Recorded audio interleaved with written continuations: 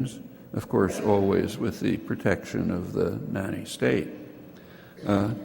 Closely related development was the offshoring of production.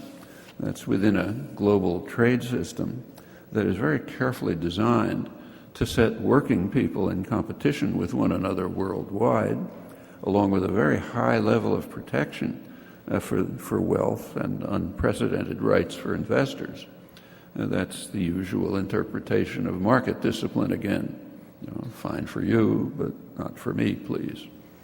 These developments set in motion a vicious cycle of concentration of wealth, and with it, concentration of political power, again in accordance with Smith's maxim. For the past 30 years, state corporate policy has been very precisely designed to accelerate this cycle. So inequality, as you probably know, has soared to the highest levels in U.S. history, but less known is that this is actually misleading. The radical inequality results primarily from the extraordinary wealth of the top 1% of the population. Actually, more accurately, the top 1/10 of 1%. It's a group so small that it's missed by the U.S. Census, which vastly underestimates inequality for this reason. It's been studied by economists.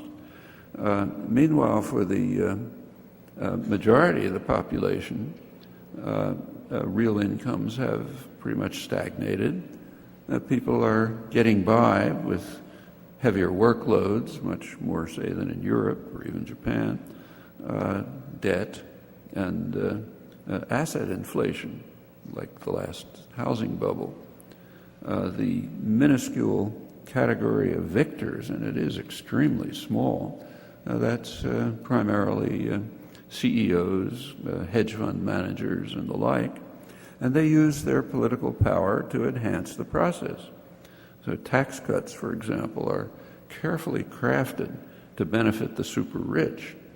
If you look back until around 1980, until Reagan, taxes were in the United States were somewhat redistributive. It's according to the analysis of the Internal Revenue Service, as in most countries. That's what they're supposed to be. Since then, with a couple of blips, that effect has declined, and if other factors are introduced, like, say, tax havens and other evasion options, they redistribute upwards. That's carefully designed. So take, say, the Bush tax cuts 10 years ago, which are a huge burden on the economy. They were designed very carefully. They started the first year with a tax rebate to people, small rebate. So you get a couple $100 in the mail, and you think, this is great, tax rebate. But they were designed so that over the years, the benefits would shift towards the rich. And by the 10th year, when they were due to expire, more than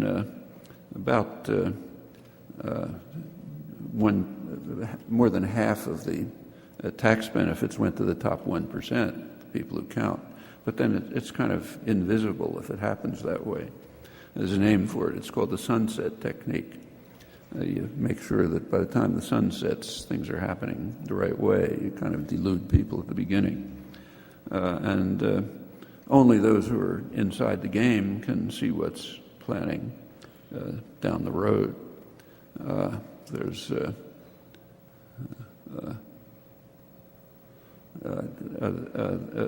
These are perfectly normal kind of policies for the people who are called conservatives, who now want to make it permanent. Take a look at the front pages of the newspapers. They want to make these cuts permanent, but for jobs, the same as here. The reason we have to give a huge amount of money to the top 1% of the population, or a fraction of that, which spends it on whatever they feel like, is for jobs. Actually, there's an interesting change that's taken place in the English language in this respect. There is a word which has become obscene, so since there may be children in the audience, I can't say it, but I'll spell it. Profits. You're not allowed to say that. In fact, it has a pronunciation. It's called jobs. And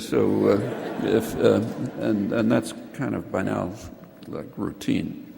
And that's what this is about. The same here. Well, all of this is, in fact, these kinds of things, that was the Bush tax cuts, but the same thing's happening right at this moment. Like the lame duck session of Congress, that means, the session after the November election, before the next Congress takes office. Obama was greatly praised for his achievements during the lame duck session, statesman-like display of bipartisanship and so on. Praised by his own supporters, in fact. Well, there were some achievements.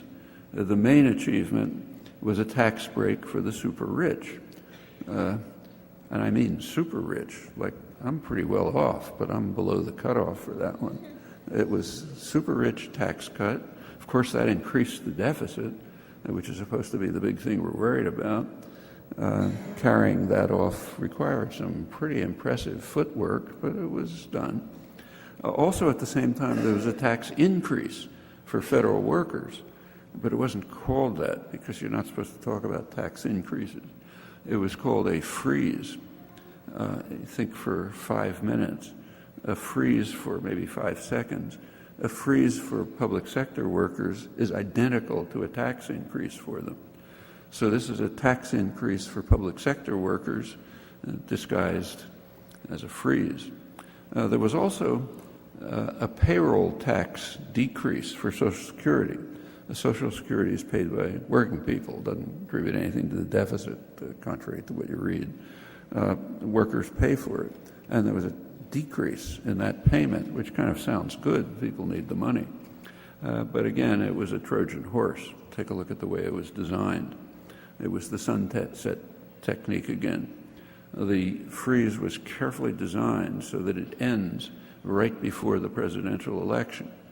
Now, political figures understand perfectly well that with an election coming up, nobody's going to say, let's raise the payroll tax. So that essentially makes it permanent, which is a way to defund Social Security. Social Security is actually in pretty good shape, despite what everybody screams about. But if you can defund it, it won't be in good shape. And there is a standard technique of privatization, namely defund what you want to privatize. Like when Thatcher wanted to privatize the railroads, first thing to do is defund them. Then they don't work, and people get angry, and they want to change. You say, okay, privatize them, and then they get worse, And in that case, the government had to step in and rescue it. But that's the standard technique of privatization. Defund, make sure things don't work. People get angry, hand it over to private capital. Well, that's the Social Security scam. If they can succeed in defunding it, been trying for decades, it's too popular to do much about, and very efficient, incidentally, minuscule administrative costs, nothing like the outlandish privatized healthcare system. So it's kind of hard to get rid of, but if you can defund it, it might work out. That's the point of this decision in the lame duck session. And that's kind of important. Social Security, first of all, if it can be privatized, it's a huge bonanza for investors. There's a ton of money in the Social Security system. It's kept in a trust fund or invested in government bonds and goes back to working people. But if that can get into the hands of financial institutions, they can make a ton of money by using those funds to enrich themselves, and as usual, when the system crashes, to going back to the taxpayer to bail them out. So it's a great technique. Also, Social Security really has defects. Like it's of no use whatsoever to wealthy people. I mean, they may get it, but they're not going to notice it. It's a toothpick on a mountain, so who cares? But for a large part of the population, it's their means of survival. That's particularly true right now. People had a tremendous amount of their fake wealth, which they believed in housing. It was all a fake bubble, but they believed in it. It's what was used for borrowing, for education, for anything. That's gone. $8 trillion of it are gone. Those people are going to be surviving on Social Security, but that's of no significance to the wealthy, of course. There's a kind of a deeper point. Social Security is based on the principle that Kamal Abbas was talking about, namely solidarity, social solidarity. Social Security is based on the idea that you're supposed to care what happens to people who are in need. So like if there's a disabled widow across town and she doesn't have food to eat, you're supposed to care about it. That's what Social Security is. And that's a bad idea. You're supposed to look after yourself, not care about other people. The Social Security is dangerous.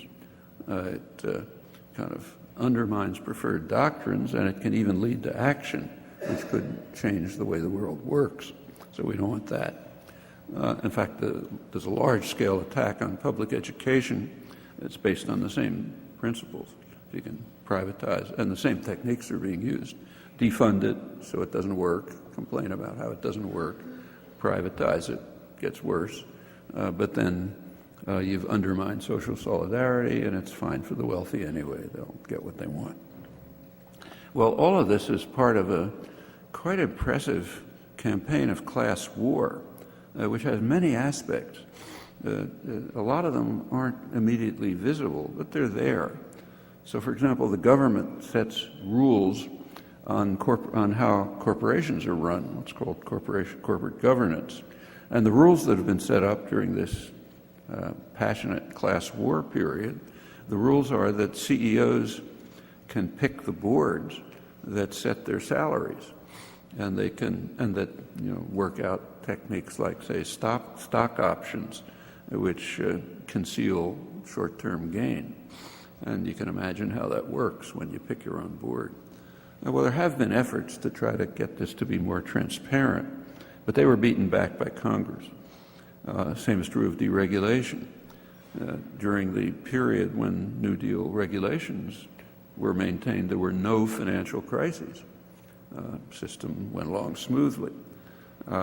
Since Reagan, there have been regular financial crises, each one worse than the preceding one, but the rich and powerful make out fine for the reasons I mentioned. Public pays, rich benefit. Well, all of this is a kind of a new stage of state capitalism. Loyalty to firms is less and less necessary when the goal of management is short-term profits, which of course comes mostly from financial manipulations. So who cares about the firm? If it goes under, fine, I'm rich. Domestic unemployment is not a problem. So there's no need for a domestic workforce when Mexico and China and Vietnam and other sources of cheap and brutally exploited labor can be used as assembly plants, and they are assembly plants, China as well.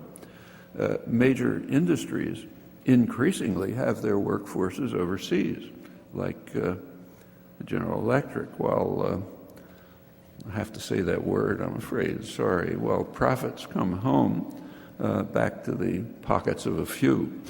So take IBM. It's quite an interesting example. The business press recently ran a big article about them and said that correctly that IBM may strike many people as the quintessential American company, but over 70% of its workforce was outside the United States at the end of 2008. And the following year, while continuing to reduce its U.S. employment, the company announced a program to offer employees the opportunity to move their jobs to emerging markets. In other words, you have the opportunity to move to India, say, where you could live at a much lower standard of living. Nice opportunity, but that increases what's called the efficiency of the company, and it provides wealth for the masters. Now, if employees don't take this opportunity that is so benignly offered to them, they have options. They can join the people standing in line for food stamps. But IBM's a benevolent company, the article points out. They're offering to foot some of the relocation costs. So they're really nice guys. The report in the business press didn't explain why IBM should be regarded as the quintessential American company, but there are in fact good reasons. One is that IBM relied on the taxpayer for its wealth. That's how it learned to forget about earlier things like helping out Nazi Germany. But just in the recent period, it learned to shift from punch cards to computers, modern computers. It learned it at Pentagon-funded labs like MIT, where I work, for example. When finally, in the early 60s, the firm was able to produce its own fast computers, but they were too expensive for businesses, so then any state stepped in to purchase them. Now, in general, a procurement by the state is a major device of taxpayer subsidy. Well, many years later, actually decades later, IBM was finally able to make profits in the market and was also able to spin off wildly successful enterprises like Microsoft and others, which also benefited amply from public subsidy. So indeed, it's true, it is the quintessential American company, and management is following sound economic principles in shifting employment abroad. What happens to the country is not their business. Well, it's worth noting that this really is new. Not very long ago, the long-term future of the firm was an important consideration for management, less and less so under modern forms of state capitalism. And rather interestingly, these issues were foreseen by the great founders of modern economics. Adam Smith, for example, he recognized and discussed what would happen to Britain if the masters adhered to the rules of sound economics, what's now called neoliberalism. He warned that if British manufacturers, merchants, and investors turned abroad, they might profit, but England would suffer. However, he felt that it wouldn't happen because these people the masters would be guided by a home bias. So as if by an invisible hand, England would be spared the ravages of economic rationality. Now that passage is pretty hard to miss. It's the only occurrence of the famous phrase invisible hand in Wealth of Nations, namely in a critique of what we call neoliberalism. The other leading founder of modern economics, David Ricardo, he drew similar conclusions. He hoped that home bias would lead, I'm quoting him now, would lead men of property to be satisfied with the low rate of profits in their own country rather than seek a more advantageous employment for their wealth in foreign nations. And he said these are feelings that I would be sorry to see weakened. Well, their predictions aside, the instincts of the classical economists were quite sound. Well, I mentioned before one well-known market inefficiency, effect of the market inefficiency of dismissing externalities, that is, the effect of a transaction on others. In the case of financial institutions, the externality that's dismissed is systemic risk, the risk that the whole system will crash as a result of some failed transaction. You don't take that into account when you make a transaction. Well, in that case, the taxpayer can come to the rescue, and it makes sure then that way you can make sure that those who profit from risky transactions will be saved. But that's not always an option, and the consequences can be severe. In fact, perhaps awesomely severe. So nobody's going to come to the rescue if the environment is destroyed. And that it must be destroyed is close to an institutional imperative under contemporary state capitalism. Just think it through. Business leaders right now are conducting massive propaganda campaigns to convince the population that anthropogenic global warming with because of human interference, is a liberal hoax. And they're succeeding.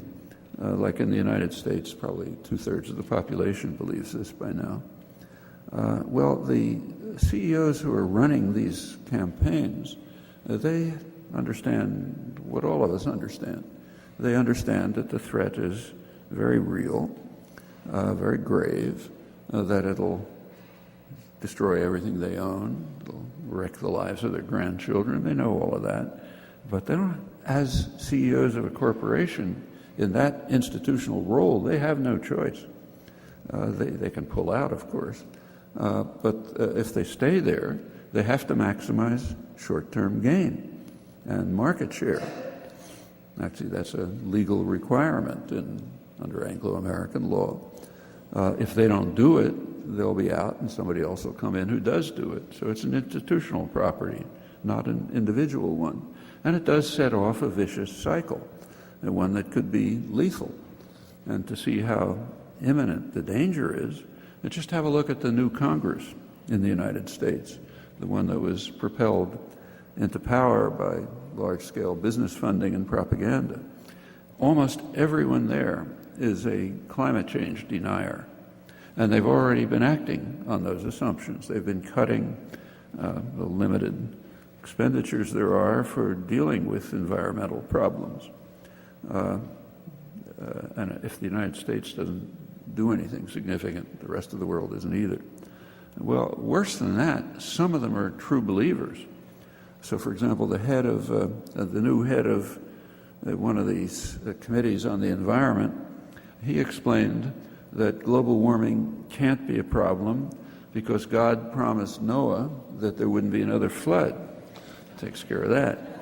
Well, if that was happening, like in Andorra or some small remote country, maybe we would laugh. But it's not laughable when it's happening in the richest and most powerful country in the world. And before we laugh, we might bear in mind that the current economic crisis is traceable in no small measure to the fanatic faith in such dogmas as the efficient market hypothesis, and in general to what Nobel laureate Joseph Stiglitz 15 years ago called the religion that markets know best. The religion made it unnecessary for economists and the Federal Reserve to notice that there was an $8 trillion housing bubble that had no basis at all in economic fundamentals. It was way off historical trends, and that devastated the economy when it burst. No need to look at it because we have the religion. Markets know best, so forget it. Well, all of this and that religion is resuscitated despite what happened. All of this and much more can proceed as long as the general population is passive, apathetic, devoted to consumerism, or maybe hatred of the vulnerable. As long as that's true, the powerful can do as they please, and those who survive will be left to contemplate the ruins. Thanks.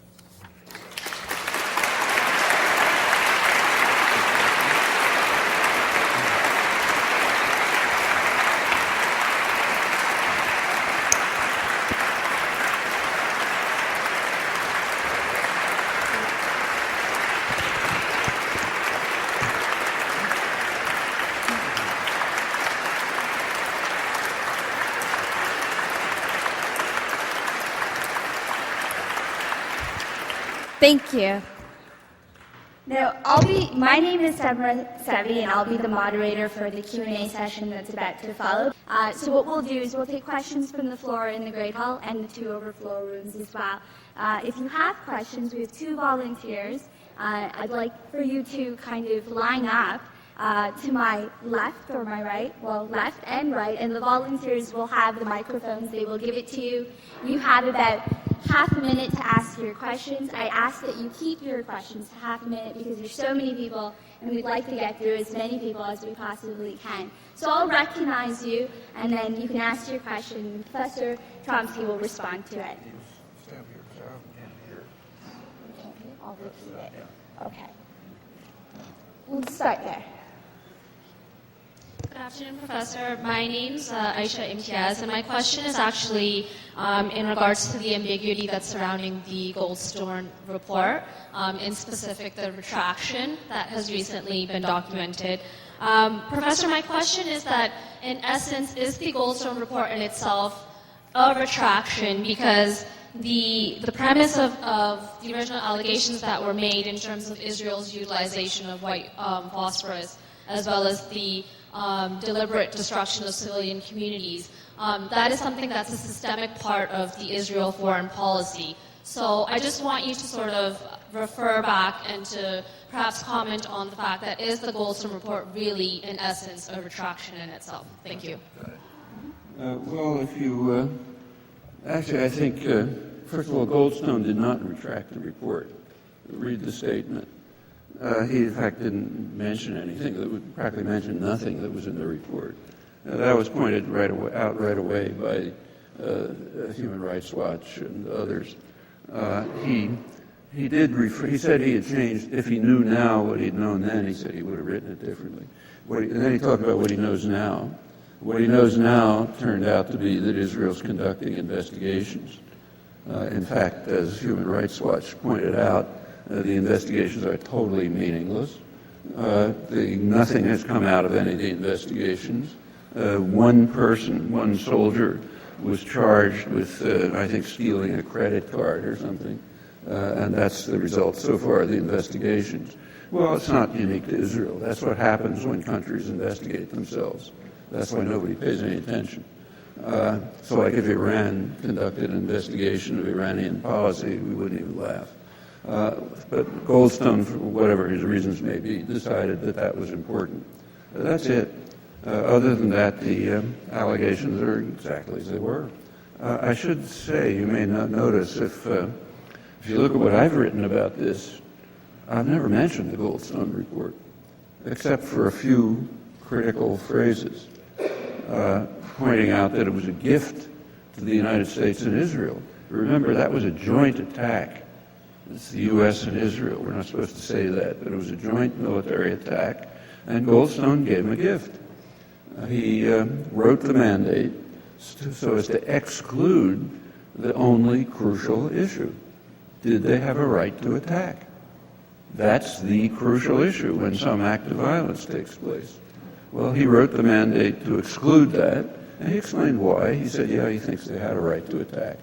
Well, okay, after you concede that, you're left with footnotes. Like, what can we discover long after the event about the nature of the attack? That's always, use in bellow, it's always going to be indefinite. You know, who knows if there was some guy with a gun hiding behind the door and so on and so forth. I mean, even with that limitation, it's pretty damning. But the crucial issue was out, and it's worth looking at that crucial issue because they certainly did not have a right to attack. If they had fired a single shot, it would have been a crime. And the reason is very simple.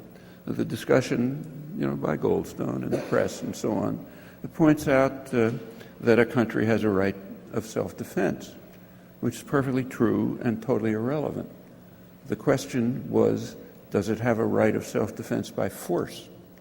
That's a totally different question. Sure, everyone has the right of self-defense. So Russia had the right of self-defense against Afghanistan, and there was Afghan terror in the Soviet Union. But did it have the right to invade? That's the question, and the same question here. And the answer to that question is very straightforward. You do not have a right to use force unless you've exhausted peaceful means.